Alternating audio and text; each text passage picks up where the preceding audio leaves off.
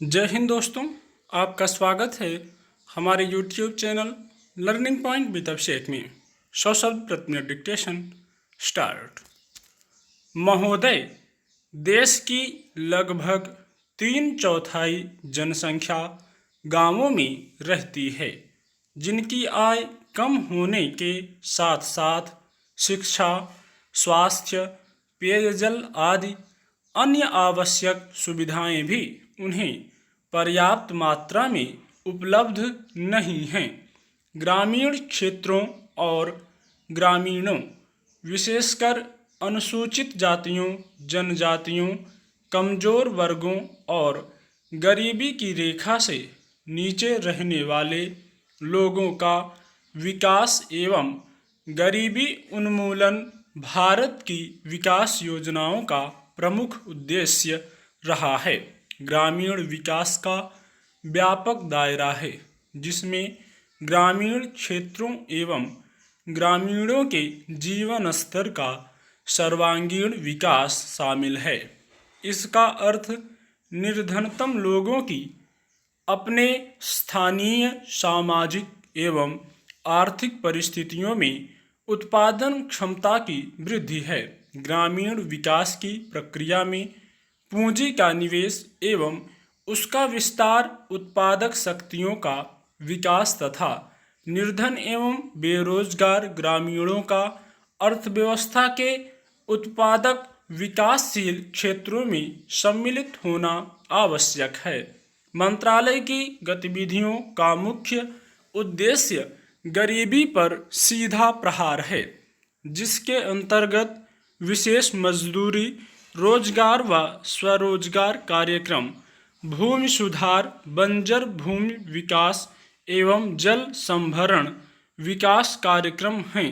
इनमें स्वच्छ पेयजल की व्यवस्था, ग्रामीण स्वच्छता, कृषि विपणन, ग्रामीण आवास है तथा लोक कार्यक्रम तथा ग्रामीण प्रौद्योगिकी विकास परिषद द्वारा सहायता और राष्ट्रीय ग्रामीण विकास संस्थान एवं कृषि विपणन केंद्र के माध्यम से प्रशिक्षण की व्यवस्था शामिल है।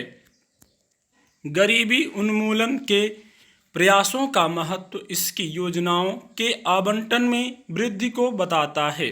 जहां 9वीं योजना में इसका परिव्यय 40,000 करोड़ रुपए था, उसे बढ़ाकर 10वीं योजना में 80,000 करोड़ रुपए कर दिया गया है। इस बढ़े हुए परिव्यय के साथ साथ जैसा कि पंचायती राज संस्थाओं से संबंधित महत्वपूर्ण संविधान अधिनियम 1992 में बताया गया है, लोगों की कार्यक्रमों में बेहतर भागीदारी प्राप्त होगी, जिससे निर्धन ग्रामीणों के जीवन स्तर में सुधार लाने के प्रयास को नई दिशा प्राप्त होगी। ग्रामीण क्षेत्रों में गरीबी उन्मूलन के राष्ट्रीय प्रयास में ग्रामीण विकास मंत्रालय के मुख्य कार्यक्रमों को दी गई नई दिशा की एक झलक इस पुस्तिका में प्रस्तुत है।